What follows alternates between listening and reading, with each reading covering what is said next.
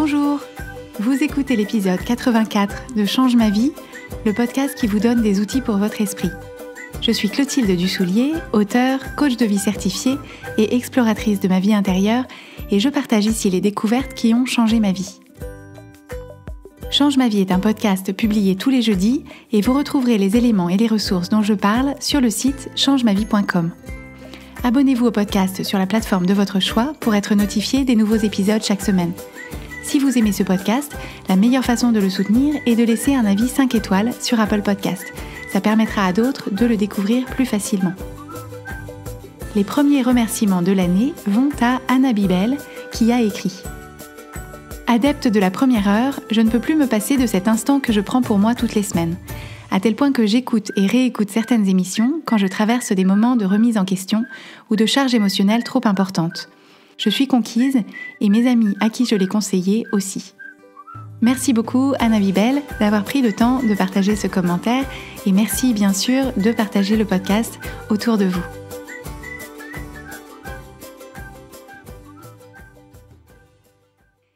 L'épisode de cette semaine s'appelle « Est-ce normal ?»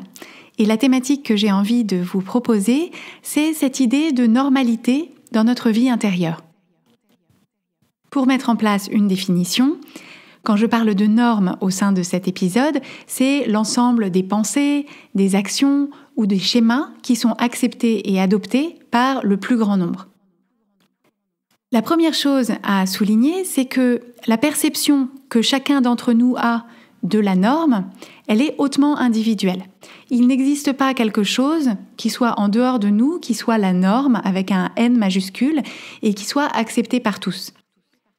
On peut avoir sur certains sujets, dans certains domaines, des études qui ont été menées avec une méthode scientifique, de laquelle on a tiré des chiffres et des interprétations, mais ça reste une interprétation. Et dans énormément de sujets, ce qu'on perçoit comme étant la norme ou normale, c'est complètement biaisé par notre propre filtre, c'est-à-dire la norme de peut-être ce qu'on voit autour de nous, ce qu'on a lu dans la presse, ce qu'on a lu dans les livres, etc. Donc je trouve ça important de commencer par avoir une certaine humilité par rapport à ce qui nous paraît, nous, comme étant la norme avec un N majuscule, qui n'est que notre perception, la construction qu'on s'est faite, nous, d'une idée de la norme. La raison pour laquelle je vous propose de discuter de ça avec vous aujourd'hui, c'est plus spécifiquement sur nos vies intérieures et cette idée de normalité. Et je vous en parle parce que dans mes interactions avec mon entourage, mes conversations dans la vraie vie ou avec vous par Internet, j'entends parfois des questionnements autour de cette idée de norme ou de normalité et je dirais qu'il y en a 2 types principaux que je voudrais aborder avec vous aujourd'hui. Le premier type de questionnement qu'on peut avoir autour de la norme, c'est ce que je qualifierais d'une réaction de type résistance. C'est ce qui peut-être se survenir pour vous quand vous entendez parler ou quand vous êtes au contact d'une façon différente de voir les choses, d'une idée ou d'un concept qui sont un peu ou beaucoup à contre-courant de votre conditionnement social, c'est-à-dire ce qu'on vous a toujours présenté comme étant classique, répandu, ceux avec lesquels, ces idées ou ces concepts avec lesquels vous vous êtes construit. Et donc si on vous propose une façon un peu différente, vous pouvez avoir une certaine résistance à même les considérer parce que, alors d'abord, la première chose, c'est qu'on a tous une partie de notre cerveau, la partie primaire de notre cerveau, qui a une grande résistance au changement, qui préférerait largement qu'on reste exactement là où on est. Donc, cette partie-là de notre cerveau, dès lors qu'on se propose de faire bouger les lignes, va tout de suite faire surgir une résistance qui peut se manifester sous la forme d'un questionnement du type « Oui, mais c'est normal », de penser comme ci ou comme ça, c'est normal de réagir comme ci ou comme ça, c'est normal de se sentir comme ci ou comme ça quand il se passe tel ou tel événement. Donc remarquez déjà les moments où, face à une proposition, vous avez intérieurement cette résistance qui survient en disant mon fonctionnement actuel, il est normal, et donc cette autre façon de faire, je n'ai pas besoin de la considérer parce que moi ce que je fais, c'est normal. Et ce que je veux vous proposer aujourd'hui, c'est que la question n'est pas vraiment de savoir si c'est normal ou pas. La question, c'est de savoir est-ce que ça vous convient, est-ce que ça vous plaît et est-ce que ça vous donne de bons résultats. Par exemple, est-ce normal de manger des gâteaux et des chips quand on est stressé ? La réponse est oui, c'est normal, dans le sens où énormément de gens font ça, mais est-ce que c'est quelque chose que vous, personnellement, vous avez envie de faire ?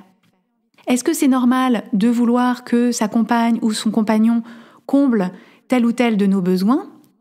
La réponse est oui, c'est normal, dans le sens où énormément de couples fonctionnent comme ça. Mais la bonne question, c'est est-ce que cette attente, ce souhait vous est favorable ? Et est-ce que, si vous l'adoptez dans votre couple, est-ce que vous aimez la dynamique que cette attente crée pour vous ? Et le piège de cette ligne de questionnement, qui est de savoir est-ce que c'est normal ou pas, c'est que si on se dit c'est normal, vous vous apercevez que ça clôt la discussion tout de suite. C'est-à-dire que immédiatement cette idée ou ce concept au contact duquel vous êtes, vous cessez immédiatement de le considérer parce que vous vous dites mon mode de fonctionnement, il est normal, donc circuler, il n'y a rien à voir, et vous passez peut-être à côté de quelque chose qui vous serait utile. Donc peut-être que cette nouvelle idée ou ce nouveau concept vous sont utiles, peut-être pas. La réponse n'est pas prédéterminée, c'est à vous de déterminer votre propre réponse, c'est à vous de trouver votre propre réponse. Mais pour moi, la liberté, c'est de se donner cet espace de questionnement indépendamment de ce qu'on perçoit comme étant la norme par ailleurs, dans notre entourage, dans notre société ou dans le monde. Ce qui est intéressant dans cette ligne de réflexion ou cette réaction de type « oui, mais mon fonctionnement actuel, il est normal », c'est que parfois, ce qu'on fait, c'est qu'on cherche l'autorisation de ne pas se juger soi-même.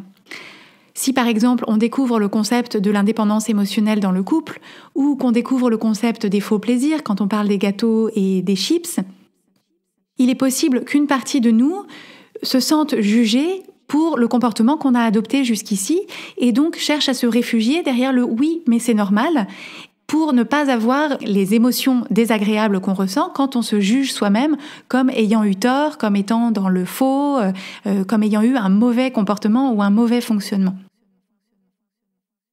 Et je veux vous inviter à considérer qu'il n'est pas nécessaire de vous juger pour changer. C'est-à-dire qu'il n'est pas nécessaire de juger que ce que vous avez fait jusqu'ici n'était pas bien, n'était pas bon, n'était pas normal pour avoir l'envie d'essayer autre chose, d'adopter autre chose, d'en faire l'expérience pour vous-même. Le deuxième type de questionnement qu'on peut avoir au sujet de cette idée de norme ou de normalité, c'est une réaction de type inquiétude. Donc ça se présente quand on avance dans son cheminement personnel, dans l'acquisition des outils qui nous plaisent, qu'on a envie d'adopter pour soi, et qu'au bout d'un moment, on se demande « alors j'ai telle difficulté, quand j'essaie ci, il se passe ça, donc voilà comment ça se passe pour moi, est-ce que c'est normal ?» Et c'est vrai qu'on n'a aucun accès à la vie intérieure des autres. En fait, on ne sait pas comment ça se passe dans la tête des autres. Et donc, on est susceptible de se demander, en moyenne, combien de temps est-ce que ça prend pour que ce soit ou pas acquis ? Est-ce que c'est normal que ça prenne autant de temps ? Est-ce que tel type de pensée, c'est normal qu'elle se présente ? Est-ce que c'est normal que je me dise ça ? Est-ce que c'est normal que je me sente encore comme ça alors que, etc. Je comprends tout à fait pourquoi est-ce qu'on est susceptible d'avoir ce type d'interrogation.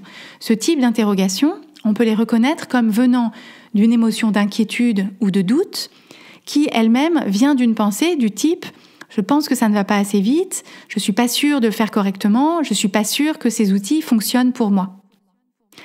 Et la vérité, c'est qu'en la matière, il n'y a pas de normes, il n'y a pas de chiffres, et quand bien même on en aurait, en réalité, ça ne serait pas vraiment utile. Pour comprendre ce que je veux dire, je vous propose d'évaluer les deux scénarios alternatifs. Imaginons que vous ayez cette interrogation, que vous me posiez la question, et que je vous réponde « Ah oui, c'est vrai, la plupart des gens vont beaucoup plus vite, et normalement, à ce stade, vous devriez vous sentir carrément mieux. » La question, c'est est-ce que ça vous serait utile ? Imaginons effectivement que ce soit plus facile ou plus rapide pour les autres.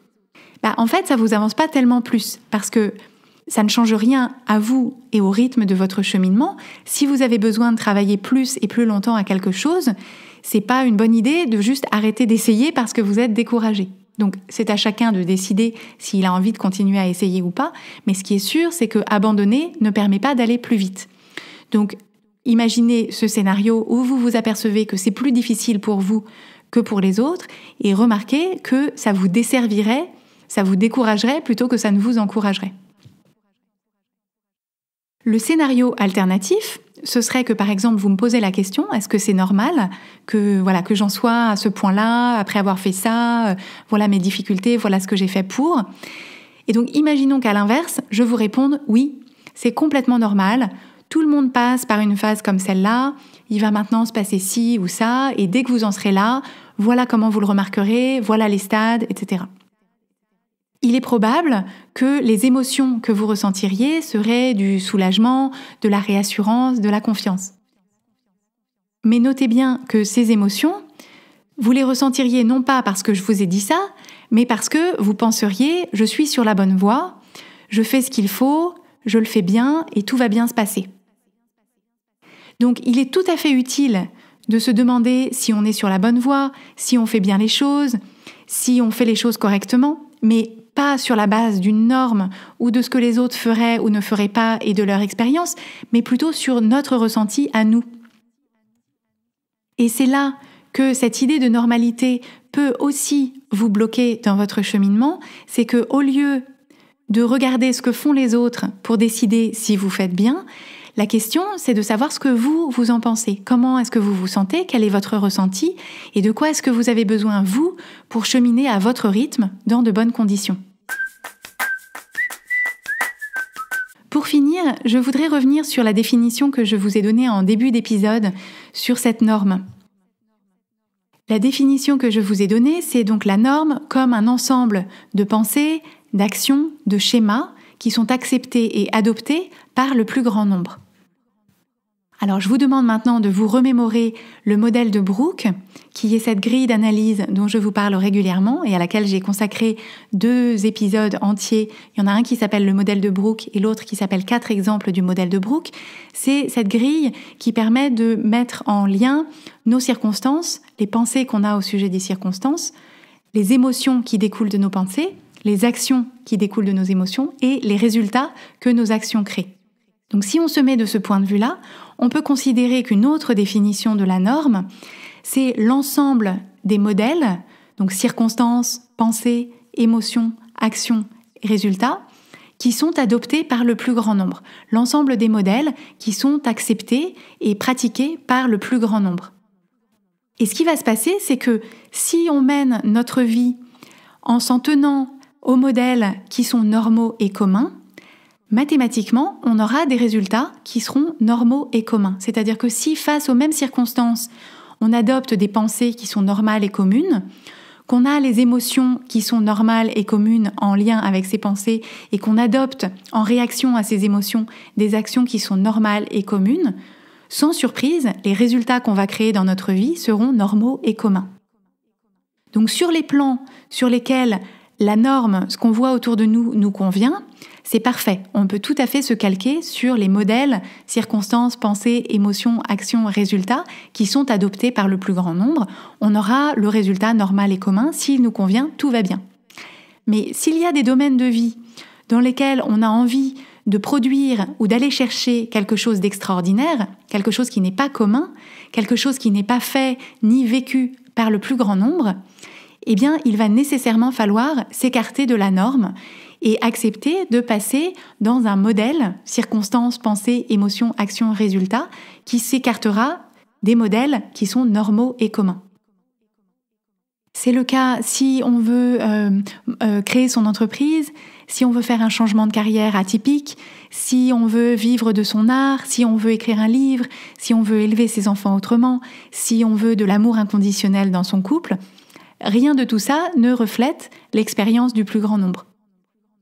Donc si on veut créer ça pour nous, il va falloir choisir des pensées qui ne sont pas celles du plus grand nombre, avoir une gestion de nos émotions qui n'est pas celle du plus grand nombre, il va falloir choisir des actions qui ne sont pas celles du plus grand nombre, et c'est seulement ça qui nous permettra de produire des résultats qui sont effectivement en dehors de la norme, des résultats qui ne sont pas normaux, qui sont en dehors de la norme parce que extraordinaires, mais qu'on aura créés délibérément et intentionnellement.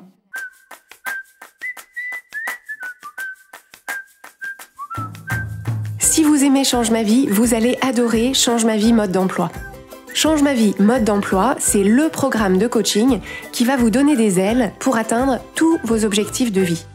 Grâce à notre méthodologie unique, nous allons vous guider pas à pas pour développer la vision riche et vivante de ce que vous voulez.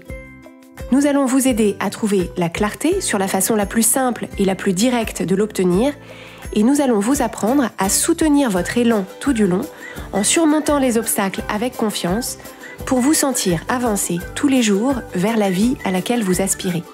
Si vous écoutez Change ma vie, c'est que vous savez que vous avez une vie extraordinaire à vivre. Une vie qui a du sens et un impact, et c'est notre mission et notre passion de vous y aider. Je vous donne donc rendez-vous dès aujourd'hui sur changemavie.com/coaching pour avoir toutes les informations.